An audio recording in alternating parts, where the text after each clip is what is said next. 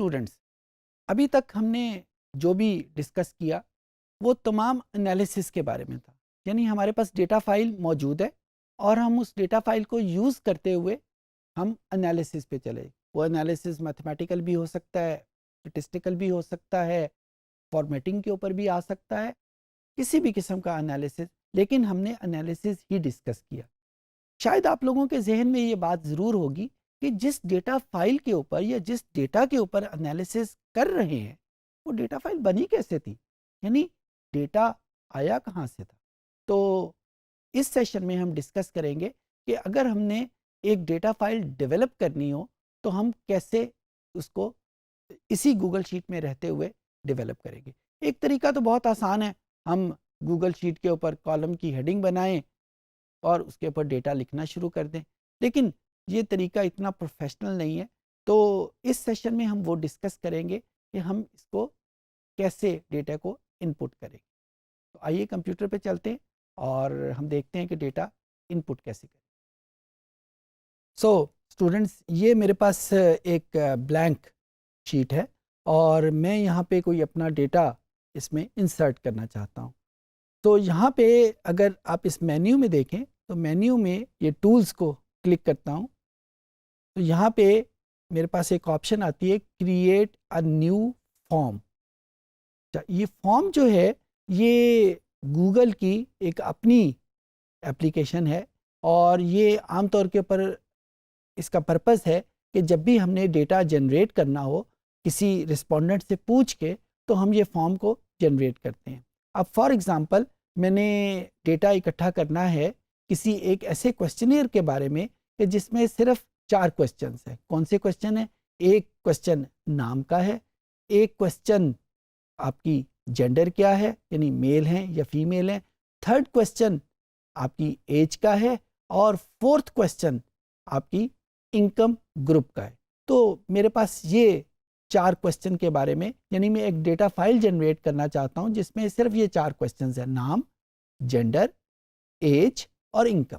Create a new form. New form इस वजह से मैंने क्लिक किया क्योंकि अभी तक मेरे पास ये डेटा मौजूद नहीं है। हाँ, क्वेश्चनियर मेरे पास एक कागज़ पे लिखा हुआ मौजूद है। इसको क्लिक किया तो गूगल एक नए प्रोग्राम को ऑन करेगा और यहाँ पे रिक्वायरमेंट जो मौजूद हैं वो इंटरनेट की है, बिल्कुल उसी तरीके से कि जिस तरीके से यहाँ पे हमारे पास गूगल शीट के हवाले से रिक्वायरमेंट थी कि इंटरनेट होना चाहिए, उसी तरीके से यहाँ पे भी हमारे पास रिक्वायरमेंट उस इंटरनेट की है। गूगल ने ऑटोमेटिकली इस फॉर्म का नाम कस्टमर डीबेस रख दिया। इसको कैसे पता चला कस्टमर डीबेस? क्योंकि जिस गूगल शीट के ऊपर हम काम कर रहे थे उस गूगल शीट का नाम भी कस्टमर डीबेस था। तो दूसरे मानों में जो मैं कहना चाहता हूँ कि जो गूगल शीट का नाम होगा, जो उस डेटा फाइल का नाम होगा, इस फॉर्म का ऑटोमेटिकली वही नाम हो जाएगा। उसके बाद नीचे हम इसकी डिस्क्रिप्शन थोड़ी सी दे देते हैं कि this form is collecting information about name, gender, age and income। अच्छा, ये लिखना ज़रूरी नहीं है, डिस्क्रिप्शन लिखना ज़रूरी नहीं है, सिर्फ हम अपनी याद दहानी के लिए और ये फॉर्म जिस बंदे के साथ शेयर होगा, यानी जहाँ से हम इंफॉर्मेशन लेंगे उसकी आसानी के लिए, उसकी याद दहानी के लिए यहाँ पे लिख लेते हैं। ना भी लिखेंगे कोई फ़र्क नहीं पड़ेगा।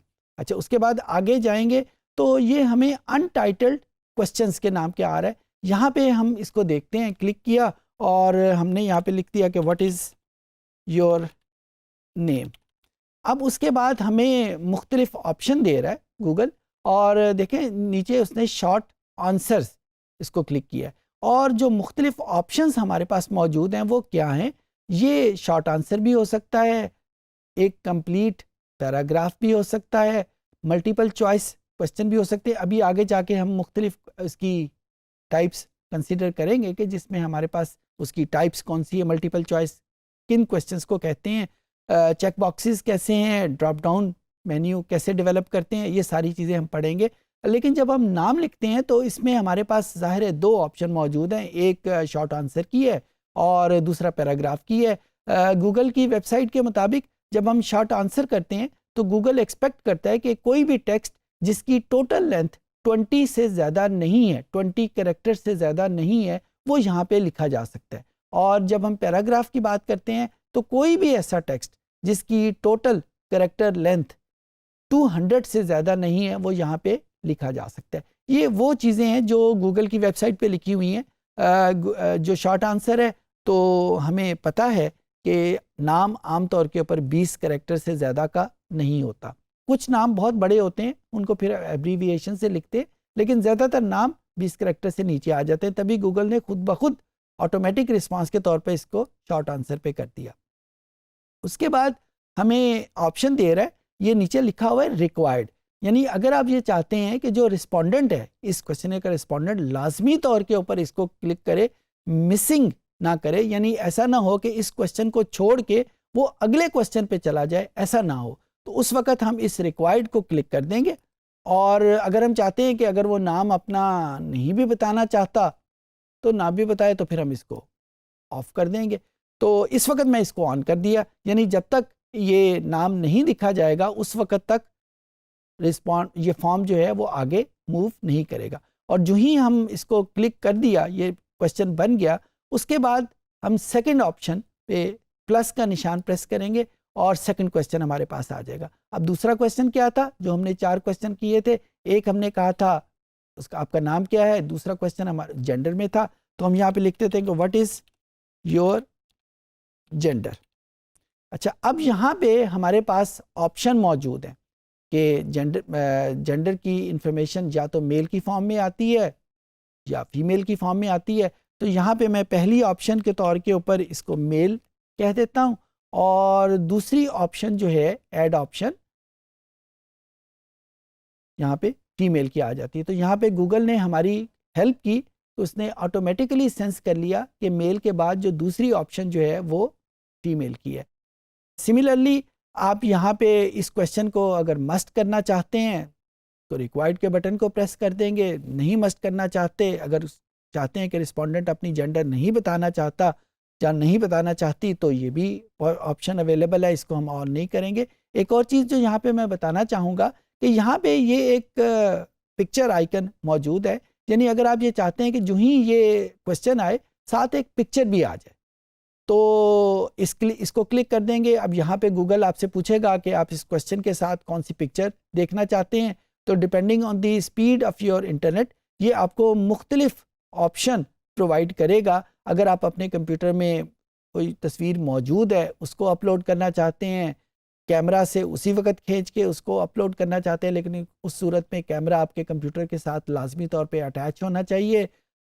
अगर वेबसाइट के ऊपर कोई तस्वीर मौजूद है तो वहाँ पे इसको URL के थ्रू हम देख लेंगे, यानी मुख्तलिफ ऑप्शन हमें दे रहा है। इस वक्त मैं इस क्वेश्चन के साथ कोई तस्वीर अटैच नहीं करना चाहता।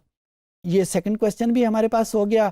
थर्ड क्वेश्चन के लिए हम वही प्लस का निशान इसमें ऐड करेंगे और यहाँ पे हम इसको करेंगे। थर्ड क्वेश्चन हमारे पास क्या था कि आपकी एज क्या है, व्हाट इज योर एज। अच्छा, अब यहाँ पे मेरे पास 2 किस्म के आंसर्स अवेलेबल है। शायद आपको याद हो जब हमने डिस्कशन की थी क्वांटिटेटिव और कैटेगोरिकल डेटे के बारे में, हम एज का आंसर ये भी कर सकते हैं कि रिस्पोंडेंट हमें अपनी एग्जैक्ट एज बताए। अगर 19 ईयर का है तो 19 ईयर बताए, 30 ईयर्स का है तो 30 ईयर्स बताए, 31 ईयर का है तो 31 ईयर बताए। आम तौर के ऊपर रिस्पोंडेंट या कोई भी इंसान अपनी एग्जैक्ट एज बताने में ज़रा थोड़ा सा रिलक्टेंट होता है। तो अगर हम ये चाहते हैं कि एग्जैक्ट एज की बजाय हम कुछ एज की कैटेगरीज बना दें, 2 या 3 या 4 कैटेगरीज बना दें, तो वो ऑप्शन भी यहाँ पे हमारे पास पॉसिबल है। तो हम यहाँ पे मल्टीपल चॉइस पे ऊपर चेक बॉक्सेस पे क्लिक करते हैं। पहला चेक बॉक्स हम कर लेते हैं कि वो यंगर देन 10 ईयर्स, ये पहला चेक बॉक्स है। दूसरे नंबर के ऊपर हम कर देते हैं कि यंगर देन 20 ईयर्स। अब इसमें ये ऑटोमेटिकली आ गया कि वो 10 साल से तो बड़ा होगा। यहाँ पे हम लिख भी सकते हैं बट ओल्डर देन 10 ईयर्स।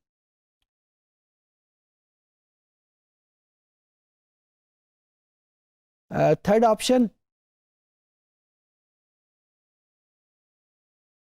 तो ये हमारे पास 3 ऑप्शन हमने क्रिएट कर ली। पहली ऑप्शन बता रहा है कि यंगर देन 10 ईयर्स है, दूसरी ऑप्शन बता रहा है कि younger than 20 but lesser older to 10 years, और थर्ड ऑप्शन कि अगर वो 20 ईयर्स से ज़्यादा किसी भी एज का है तो वो सीनियर के ऊपर क्लिक कर देगा। उसी तरीके से हम यहाँ पे रिक्वायर्ड और नॉन रिक्वायर्ड के बारे में सिलेक्ट कर सकते हैं। फोर्थ क्वेश्चन हमारे पास है व्हाट इज़ योर इनकम। तो चौथा क्वेश्चन हमारे पास था इनकम का।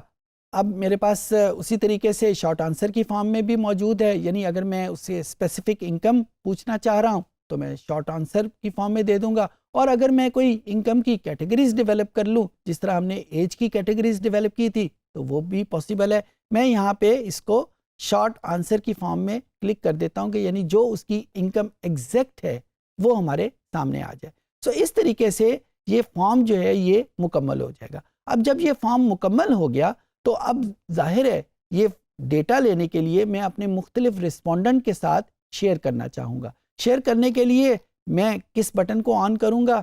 ये वाला बटन जो है ये मेरे पास मौजूद है, जिसके ऊपर सेंड का नाम लिखा हुआ है। इसको क्लिक किया, ये कुछ ऑप्शन मेरे पास आ रही हैं। सेंड वाया एन ईमेल, जो ही हम इसको क्लिक करेंगे तो हमें ईमेल का उसका नाम पूछ के वो उस ईमेल को ये फॉर्म डायरेक्टली चला जाएगा। अगर ईमेल की बजाय मैं कोई लिंक क्रिएट करना चाहता हूं जिसको मैं व्हाट्सएप या किसी और तरीके से किसी एसएमएस के ज़रिए से अपने रिस्पोंडेंट को भेजना चाहूं तो वो चीज़ भी पॉसिबल है। इसी यूआरएल को हम शॉर्टन भी कर सकते हैं कि इतना बड़ा जो यूआरएल है उसको याद रखना बड़ा मुश्किल है, तो ये हमारे पास एक छोटे फॉर्म में भी वही यूआरएल मौजूद है। हमारे रिस्पोंडेंट के पास यही लिंक चला जाएगा और जो ही हमारा रिस्पोंडेंट इसको क्लिक करेगा ये फॉर्म उसी तरीके से उसके सामने ओपन हो जाएगा कि वो उसमें मुख्तलिफ डेटा आइटम्स को फिल करेगा। अच्छा, वंस ये फॉर्म फिल हो जाएगा तो और वो उसको सबमिट का बटन प्रेस करेगा, अभी मैं आपके सामने क्लिक भी करता हूँ, तो ये ऑटोमेटिकली हमारे पास हमारी गूगल शीट में सेव हो जाएगा। मैं आपके सामने इसको बताता हूँ कि ये कैसे सेव होगा। मैं इसको प्रीव्यू में क्लिक करता हूँ और प्रीव्यू में ये फॉर्म मेरे पास ये मौजूद है। यहाँ पे मैंने इसका नाम फॉर एग्ज़ाम्पल असलम रखा, gender male, what is your age senior citizen, what is your income. यहाँ पे मैं इसके पास इसकी इनकम जो है वो लेट से 25,000 लिख दी। अब जब ये फॉर्म मुकम्मल हो गया यानी चारों क्वेश्चन मुकम्मल हो गए तो मैंने सबमिट का बटन प्रेस कर दिया।